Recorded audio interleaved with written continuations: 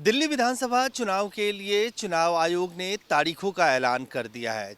मुख्य चुनाव आयुक्त राजीव कुमार ने एक प्रेस वार्ता करके चुनाव की तारीखों का ऐलान किया। मुख्य चुनाव आयुक्त के मुताबिक दिल्ली में अगले 5 फरवरी को वोट डाले जाएंगे और 8 फरवरी को नतीजे घोषित किए जाएंगे। ਮੁੱਖ ਭਗਵੰਤ ਸਿੰਘ ਮਾਨ ਦੀ ਅਗਵਾਈ ਵਾਲੀ ਪੰਜਾਬ ਸਰਕਾਰ ਵੱਲੋਂ ਨਸ਼ੇ ਦੇ ਖਾਤਮੇ ਲਈ ਬਣਾਈ ਐਂਟੀ ਨਾਰਕੋਟਿਕ ਟਾਸਕ ਫੋਰਸ ਦਿਨ ਰਾਤ ਕੰਮ ਕਰ ਰਹੀ ਹੈ, ਜਿਸ ਦੇ ਚਲਦਿਆਂ ਪੁਲਿਸ ਟੀਮਾਂ ਵੱਲੋਂ 1 ਸਾਲ 'ਚ ਨਸ਼ਿਆਂ ਨਾਲ ਸੰਬੰਧਿਤ 8,935 ਕੇਸ ਦਰਜ ਕਰਕੇ 12,255 ਮੁਲਜ਼ਮਾਂ ਨੂੰ ਗ੍ਰਿਫਤਾਰ ਕੀਤਾ ਗਿਆ ਹੈ, जबकि पुलिस ने 14 करोड़ रुपए तो वध दी ड्रग मनी भी जब्त की है। यह फोर्स देश की पहली अजिही फोर्स है जो सिर्फ नशे की रोकथाम ਲਈ काम कर रही है। ਸਾਡੇ ਮਾਨਯੋਗ ਸੀਐਮ ਸਾਹਿਬ ਦੇ ਦਿਸ਼ਾ ਨਿਰਦੇਸ਼ ਜਿਹੜੇ ਆ ਡਰੱਗ ਫ੍ਰੀ ਬਣਾਉਣ ਵਾਲੇ, ਉਹਦੇ ਤਹਿਤ ਹੀ ਕਮਿਸ਼ਨਰੇਟ ਪੁਲਿਸ ਅੰਮ੍ਰਿਤਸਰ ਵੱਲੋਂ ਲਗਾਤਾਰ ਜਿਹੜੀ ਮੁਹਿੰਮ ਜਾਰੀ ਹੈ।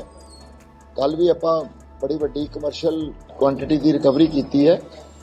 एक होर जिहड़ा ड्रग के अगेंस्ट ऑपरेशन दे विच सानूं बड़ी वड्डी कामयाबी मिली है। एक असीं 2 ड्रग स्मगलर फड़े है। नशे की रोकथाम लिए एक WhatsApp नंबर भी जारी किया गया है, जिस ते जानकारी देने वाले का नाम भी गुप्त रखा जाएगा। असीं बहुत ज्यादा अपने सच्चे दिलों इस धरती नूं प्यार करने वाले लोग हां और इस धरती नूं गुरुआं पीरां दी धरती शहीदां दी धरती है। इहनूं असीं बिल्कुल ड्रग फ्री जोन बना के असीं मिसाल पेश करना चाहुंदे। ਮੁੱਖ ਮੰਤਰੀ ਭਗਵੰਤ ਸਿੰਘ ਮਾਨ ਦਾ ਸੁਪਨਾ ਨਸ਼ਾ ਮੁਕਤ ਹੋਵੇ ਸੂਬਾ ਆਪਣਾ।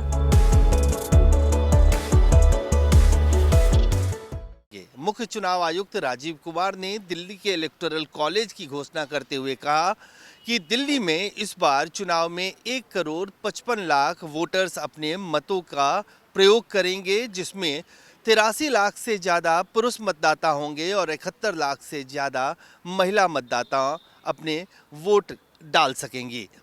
मुख्य चुनाव आयुक्त ने ये भी कहा कि इस बार दिल्ली में 13,000 से ज़्यादा पोलिंग सेंटर बनाए गए हैं और ख़ास तौर से दिव्यांग और बुजुर्गों के लिए चुनाव आयोग की तरफ से खास प्रबंध किए गए हैं।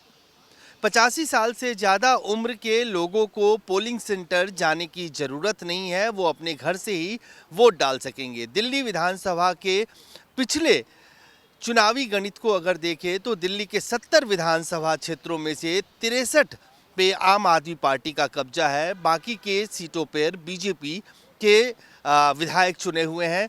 कांग्रेस पार्टी पिछली 2 बार से दिल्ली विधानसभा चुनाव में अपना खाता भी नहीं खोल पाई है।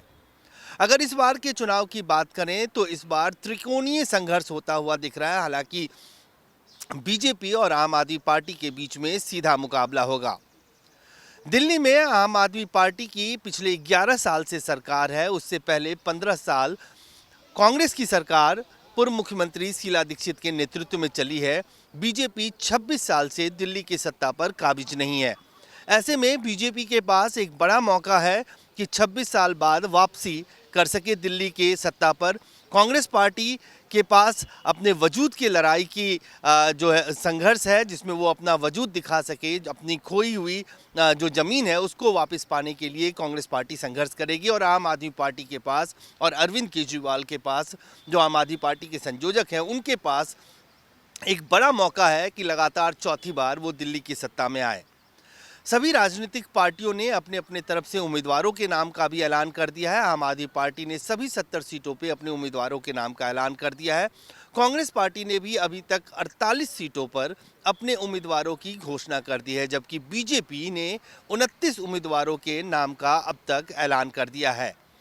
आज के साथ ही अब दिल्ली में चुनावी आचार संहिता लागू हो चुकी है और ऐसे में जो अगला आम बजट पेश किया जाएगा केंद्र सरकार के द्वारा, चूँकि 5 फरवरी को दिल्ली में वोट डाले जाने हैं, इसलिए इस बार के आम बजट में दिल्ली को लेकर कोई घोषणा नहीं की जाएगी, ऐसा मुख्य चुनाव आयुक्त की तरफ से भी कहा गया है। अब ये त्रिकोणीय मुकाबले में कौन सी पार्टी की जीत होती है? क्या आम आदमी पार्टी लगातार चौथी बार सत्ता में आती है या बीजेपी 26 सालों के बाद दिल्ली की सत्ता पर काबिज होती है? ये देखना दिलचस्प होगा। कैमरामैन फिरोज के साथ अजय झा, दैनिक सवेरा, दिल्ली।